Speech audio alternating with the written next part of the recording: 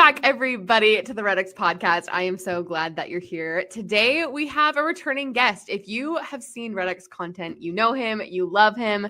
Kent Brown, welcome back to the podcast. Thank you for having me. Excited to be here.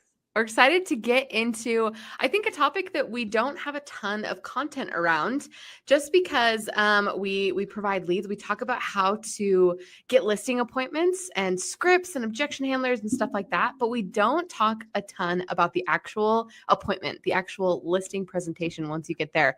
And so I wanted to bring you on because, of course, you do more than just prospecting. I want to talk about the appointments that you go on and how you close the appointments. So before we though get started, could you just give us a little brief intro, who you are, Kent, for those that don't know you? And let's start there. Yeah, Kent Brown in the Salt Lake City, Utah County market. So any referrals you have, send them our way, pay a referral fee, and we'll treat them really, really well. No, but brief introduction. I worked for REDX for 5 years and then got my real estate license. And it wasn't a decision on my own. I was working with another guy from REDX, and he said, dude, you prospect at REDX. Just prospect for me now. But you have to get your license to do it. So I was like, okay, cool. Yeah, I'll just do that. Prospecting's easy, talking on the phone with people. And then it turned into being a full-blown agent. Going on 6 years now. Next month. It's crazy. Congrats. 7 years next month. Wow. Yeah, I've been working for REDX for almost 8 years, so we used to be coworkers, Kent and I. I used to scare Haley. It was the best part of my day. Haley's a jumpy person. Yeah, I actually started at REDX as a receptionist. Now I'm on the marketing team. But anyway, it's a good time. Kent, thanks for coming on. So I want to talk, you've come on a lot talking about objection handlers and scripts and how to get on the appointment. A lot of scripts, right, are you overcome the objection, but mostly the goal is to just get the appointment. And so there's not a ton, you don't want to talk a ton on the phone, right? Is that a correct assumption?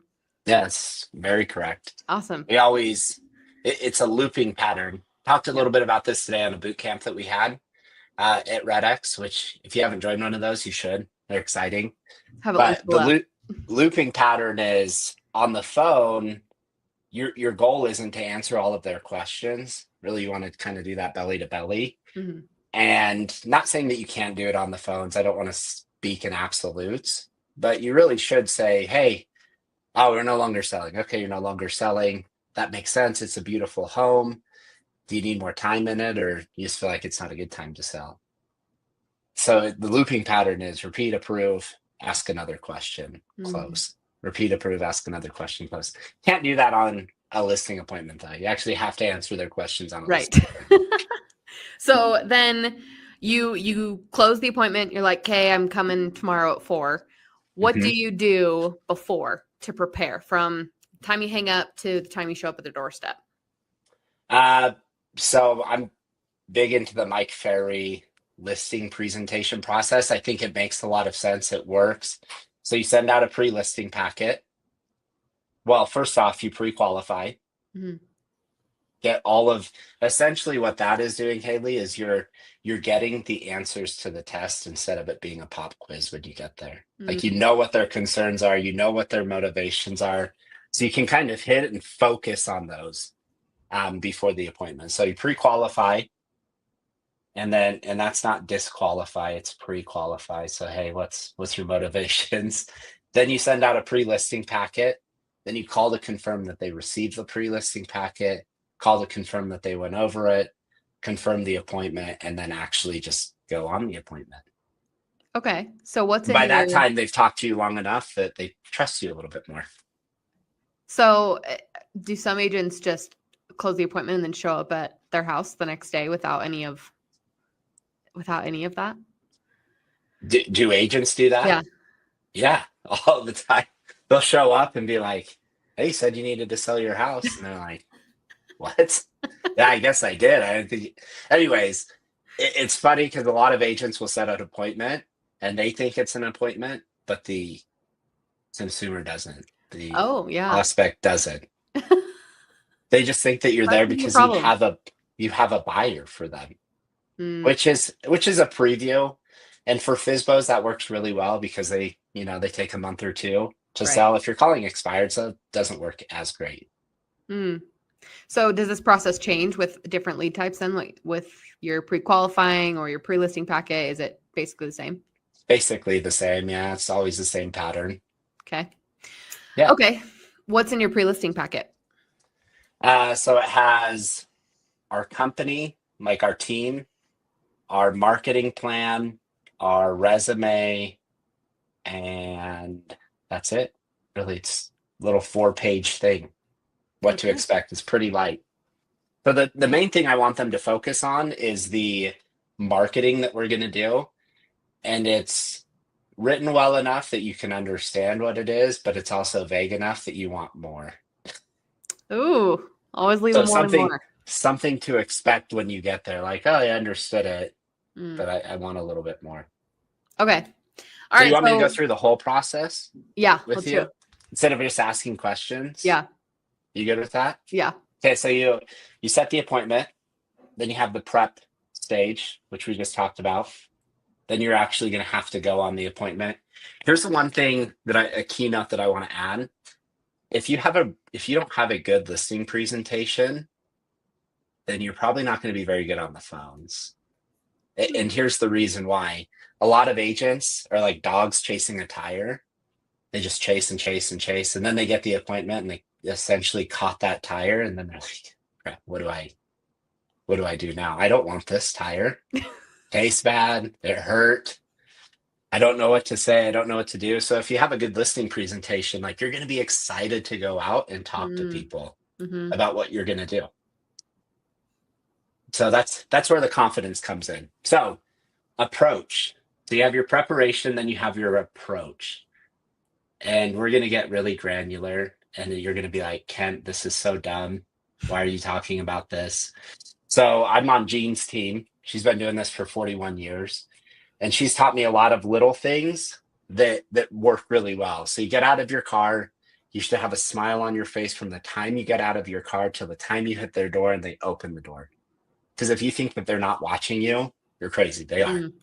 Those ring Or they're doorbells.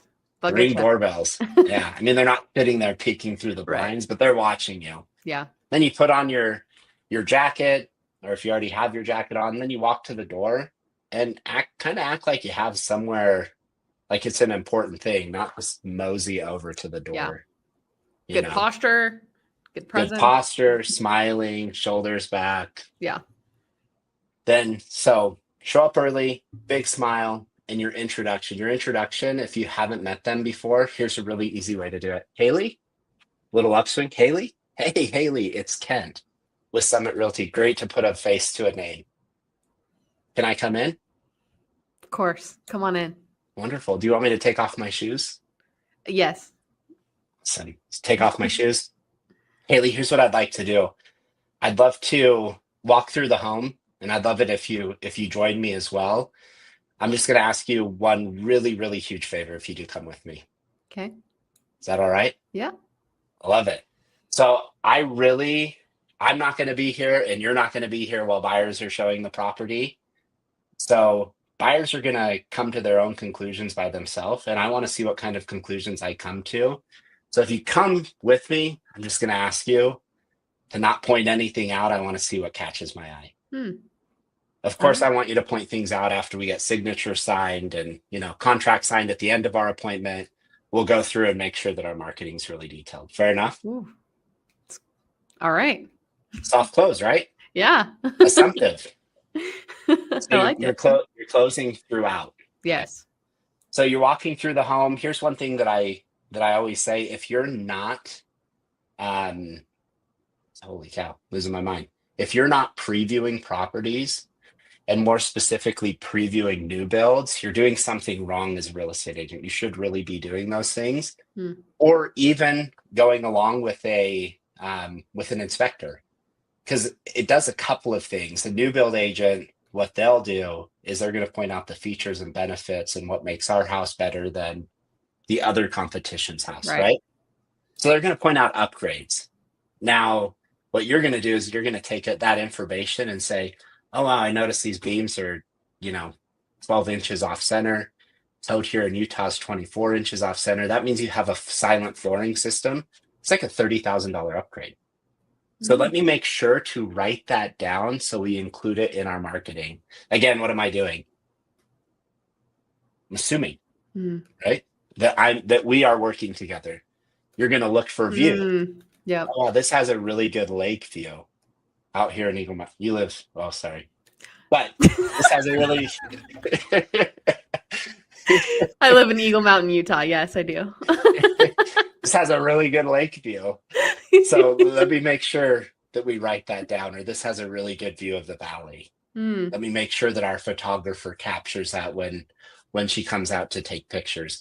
Again, throughout, you're just assuming and you're talking out loud as you're writing things down. Do you get backlash for that ever? Like, are people like, whoa, I haven't hired you yet? Or, whoa, I'm still like, are they just are going along with it? They go along with it. Yeah. I've never had backlash from it. So, and I think it's good just to assume because you're not asking for any signatures at that point. So you walk through with them and then you can sit down at the kitchen table, or if they have a bar or an island, it's almost better to stand up because then they don't feel trapped and neither do you. Okay. So you can stand up at the bar, you have your listing packet, and then you say, Haley, thanks so much for showing me the house. I am even more confident now that I can get it sold. I'm more confident that I'm the man for the job now that I've actually seen the home. So to begin my presentation, people always really want to know 3 things when I come out to meet with them. They want to know, how much money am I going to make after the dust settles, after commissions are paid, title fees are paid, all the little ticky-tacky fees that are added on to actually selling the home, which I've prepped a net sheet for when we decide on a price. Then they want to know, how long is it going to take to get my home sold? You're shaking your head yes, so I'm assuming you want to know that as well. And then they want to know why they should hire me and what I'm actually going to do to get their home sold. Right. Haley, are there any other questions that you expect to get answered tonight? Other than that, I don't think so. No? Okay. So is it safe to say, if I've answered all of those questions and you're just, confident that I'm the man for the job, that I've at least earned the right to ask for your business tonight? I think so. See what I did there? I've at least earned the right to ask for your business. It's what did I just ask permission to do at the end? To ask for business. To sign the contract. Yeah. I've answered all 3 of those questions. You're comfortable. You've stated as much. Let's sign the contract. What other questions is another agent going to answer for you? Right? All right. You've allowed me to do the hard close at the very end. Okay. Love it. Haley, I'm selling your home when you sell in Eagle Mountain. Correct. Yes. Yeah. You're the agent for the job. That's for sure. I'm not even going to apply for it. I'm just going to listen, you've heard it. Let me do it now. Like, maybe we need to get Kyle on board. No, you're going to come over to my house and I'm going to know all of your little tactics and be like, Kent, I know what you're saying here. All my little secrets. So when you go through all those questions, are you going to go through that?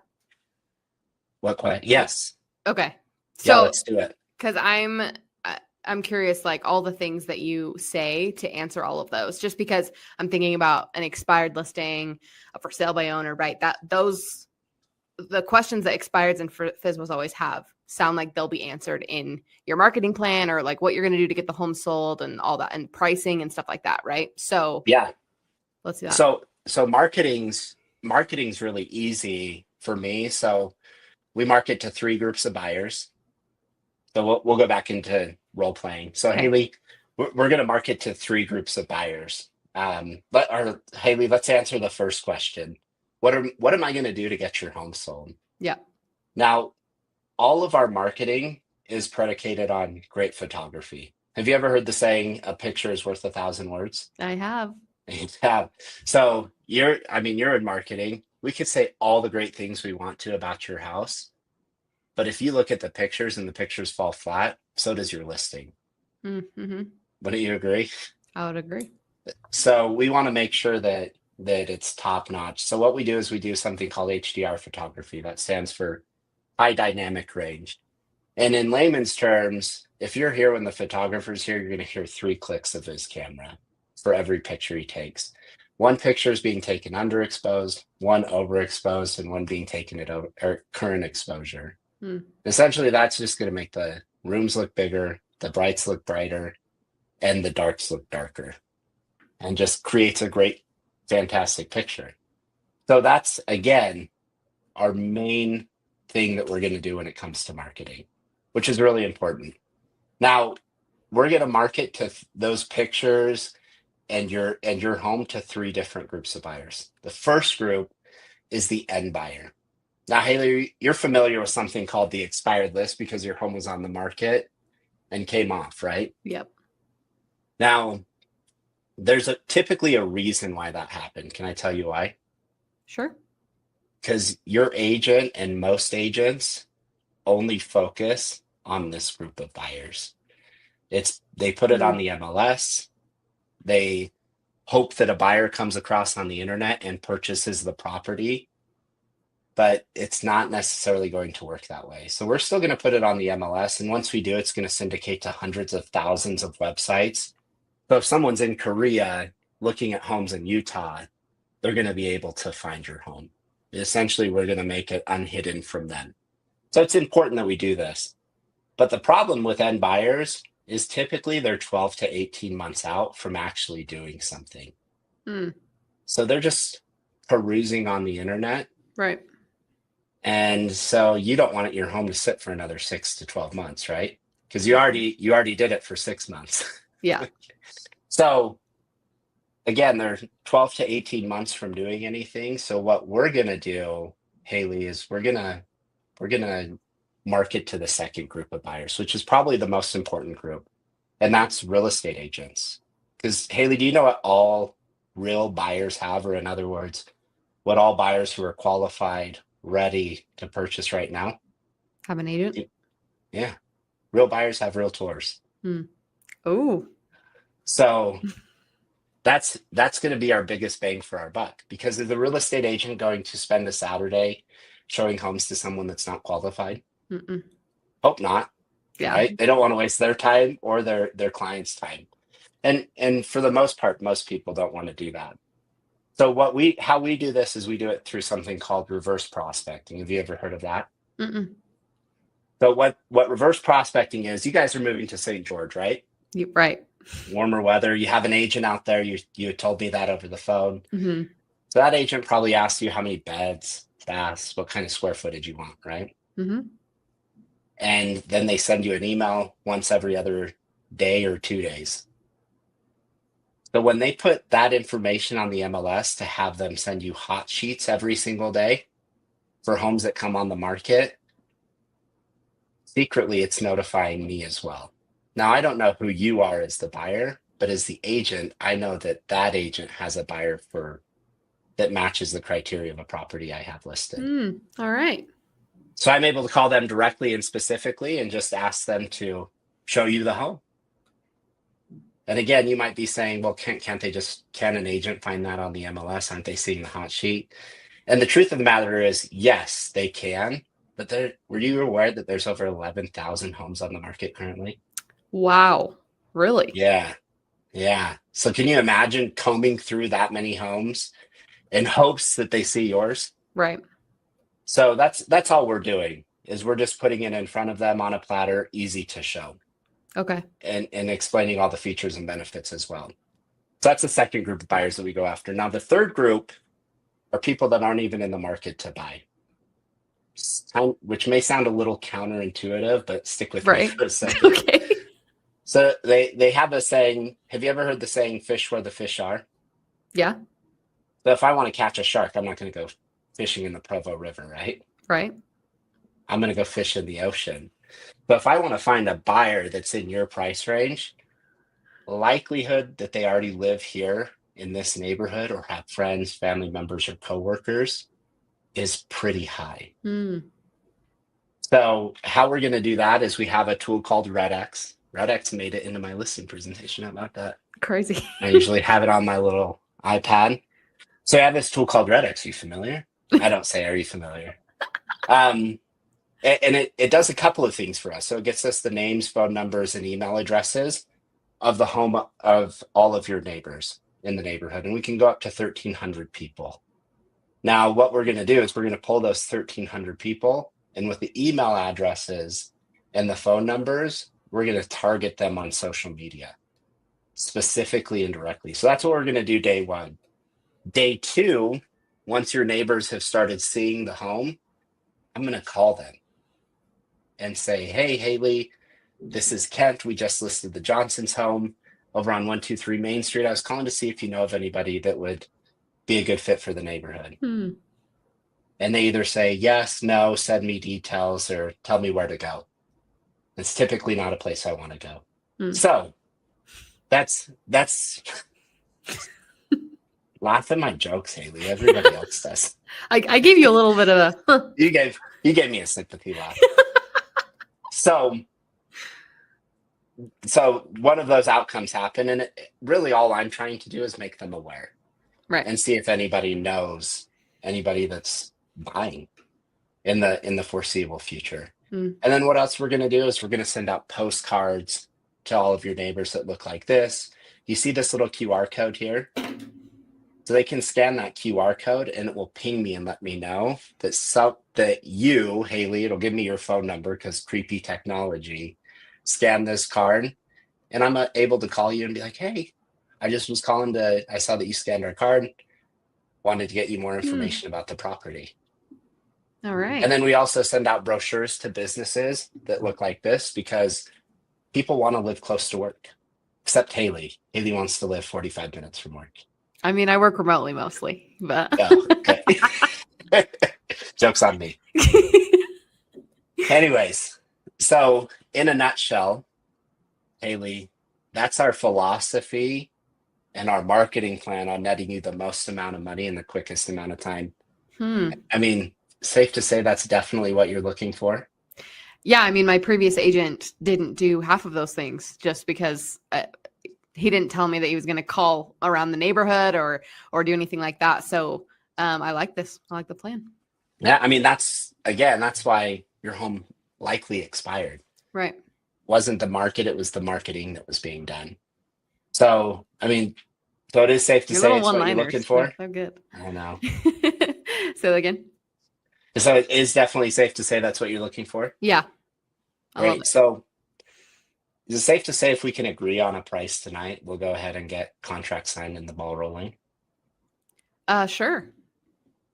And then you go into price. Though. Let's have a chat. Yeah. So there's lots of ways to do pricing. My philosophy is you can look at the solds, and what you leverage the solds for is to say, hey, your neighbors already tried to list at this high price. Look, see, they started at 600,000. It took them 95 days and they finally sold at 540,000. You don't want to be on the market for another 4 months, do you, Haley? No.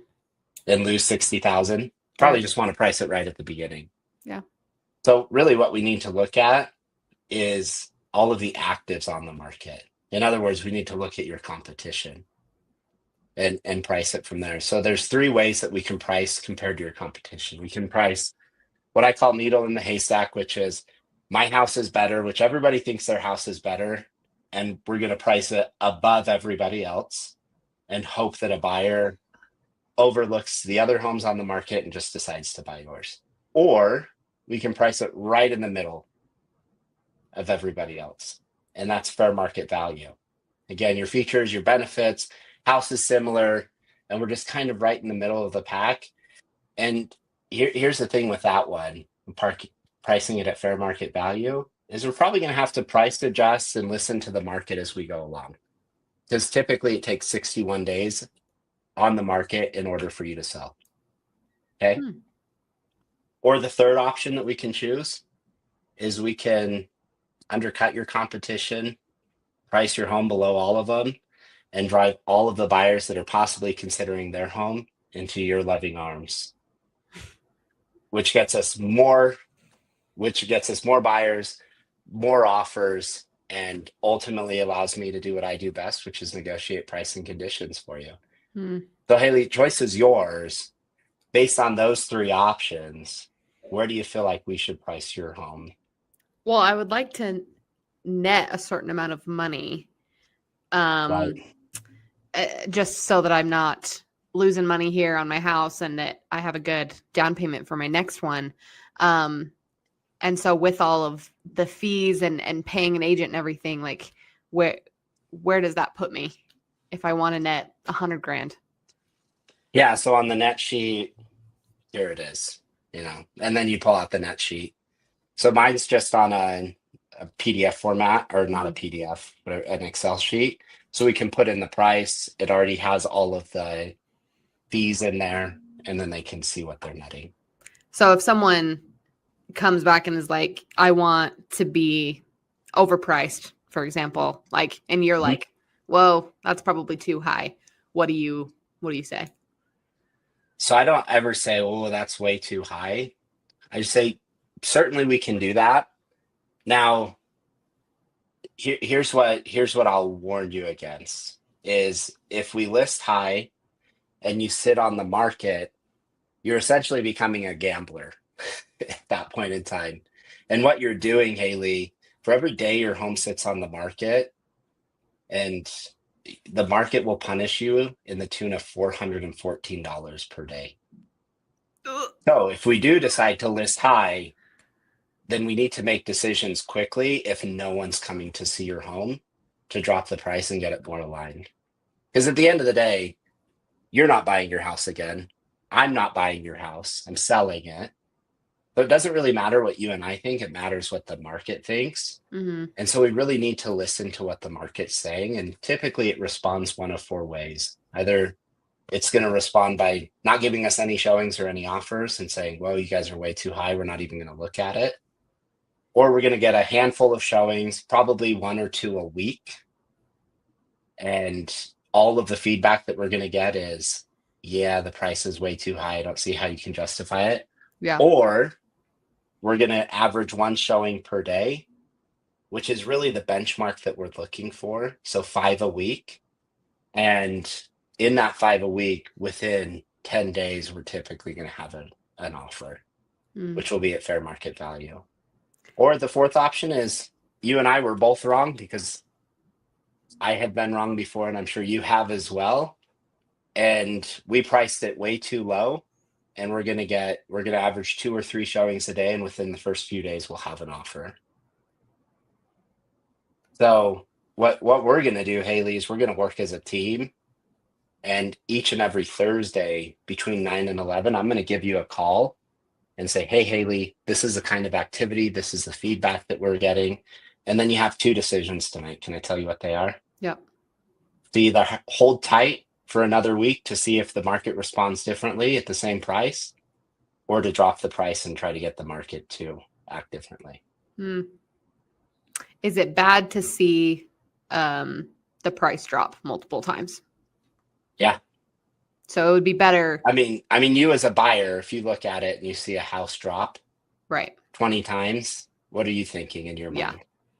They did it 20, they'll do it 21, and we might as well just lowball them. Okay, so what do you recommend then? Should I just go middle of the road? Because I don't need to move right away, but I don't want to like sit on the market again for another 6 months. So what would you recommend? Yeah, I mean, if you don't have to sell right away, let's start at fair market value, which best I can tell is 550,000, which is going to get you the number that you need. And from there, again, we're going to see how the market responds and go from there.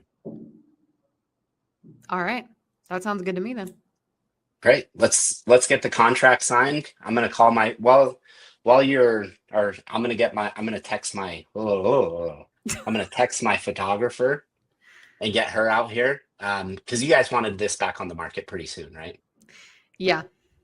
Cool. Yeah, I'll get her scheduled. Let's shoot for getting your house on the market on Monday. Today's Wednesday, so let's shoot for Monday. What about like, is there anything I need to do? House upgrades? Like, do I just keep everything the same? What What do you want me to do? Yeah, let's go through and walk through it. Actually, I have a photography checklist. Mm, If you follow this photography checklist, it's going to have everything that you need to do to be 100% prepared for photos. great. But let's also walk through it one more time. Okay. Make sure I'm not missing anything on photography or for marketing. All right. Where do I sign? Right here. Little did you know, this is a binding contract. How it might be bad. Just Selling kidding. my soul to my agent. All That's right. it. Okay. Hopefully So, I, somebody got something out of that. well, I think, yeah, we did the whole freaking listing presentation script, which was awesome. Is there any other like tips or like objections you run into that we didn't cover that we can in the next couple minutes? Ooh, no, I think we went over everything. Hmm. Honestly, other than, well, we promised another agent that we would Right. call them, and you're just going to get a different little objections that come up, and that's why I want that to be handled before I actually give them a price. Because what happens when you give them a price, Haley? They no longer need you. Yeah. So I kind of want you to commit to me before I sit there and give you a Mm, price. I like that. Makes sense. Like, oh, well, no, we really need to interview another agent. Hey, not a problem. Sorry. Not a problem. I'll go ahead and call those agents, let them know that you chose me. And if they just keep on kicking back on that, then you say, it sounds like you really need to meet with these other agents, and I'm not Mm, going to stop you from doing that. So meet with them, see what they have to say, see if the marketing plans compare. And then when did you say your appointment was with them, Haley? tomorrow. Tomorrow. So I'll just come back out tomorrow evening and let's go over price. See what they have to say. Fair enough. Okay. Fair enough. And then just leave and come back. I mean, you're doubling up, which is not everybody's going to be a fan of. But once you give them price, because you can get outpriced, out commissioned, Hmm. and out charmed. Not me. Charming. Never you. Never me. Do people ever say like, "Oh, I need to think on this. I need to have more time"? Yeah. Yeah. Yeah, a lot of people do. And I love Alex Hermosi's line. Haley, definitely, you need to think on it. And at the end of the day, it doesn't take time. Yeah. It takes information. So it sounds like you're lacking some information. What else do I need to give you for you to feel confident Hmm. and comfortable? What information don't you have that you need from me in order to move forward? Nice. Yeah. All right. Well, I think that was awesome. Thanks, Kent. Now I know whenever you come to sell my house exactly what to expect. Yeah, you do. I can't Gonna wait. get it all. It sounds familiar. Oh yeah, I know all of the lines and whatever. Just give me the contract now. Let's go. All right, Kent. Well, thank you so much for coming back on the podcast to talk about your listing presentation. Is there any final words, last bits of advice that you can give our audience before we sign off? Get a presentation. Hmm. Can presentation. It's all from memory. Then go out and set lots of appointments. There you go. I love it. Yeah. I love like what you said at the beginning is confidence. Like that's probably one of the biggest things is if you go in with confidence, especially for an expired who's probably interviewing multiple agents or thinking about just working with their previous agent. I like that. Have confidence. And you have a plan. Confidence. That's what you have. Yeah, exactly. Awesome, Haley. Okay. Thank Well, you. of course, Kent, you have a masterclass with us if people want to learn more. Which I can link below for people. Why don't you tell about it a little bit about what your masterclass is? Yeah, it's 12 weeks. Both Tyler and I do it. I think you kind of get different. Tyler's more granular and more methodical and has a slideshow. And I just sit there and talk and we collaborate for So an chatty. hour, chatty for every Tuesday. But I think the biggest thing is that we go over, and the biggest goal is for you to at least be armed with the information. Listen, I'm not going to promise that, you're going to do 100 more deals. If you execute on the information that you're given, you will. but you're at least going to be a lot more confident with what you're saying and become a better salesperson. That I'm confident of. I love it. Yeah, I'll have that linked below if anybody is interested in signing up for Kent or Tyler's class. It's 12 weeks every single week. And we also have boot camp. That is just a 3-day boot camp every single month that we have that you can sign up for as well. Haley didn't know I was part of that. Second day is all Kent Brown live prospecting. First and third day is Tyler, and second day is Kent live prospecting. So if you want to hear him put his money where his mouth is, you can get on boot camp and he'll prospect live for you. So I'll have it all linked below. And thanks everybody for tuning in. Of course, we'll see you same time, same place next week. Bye-bye.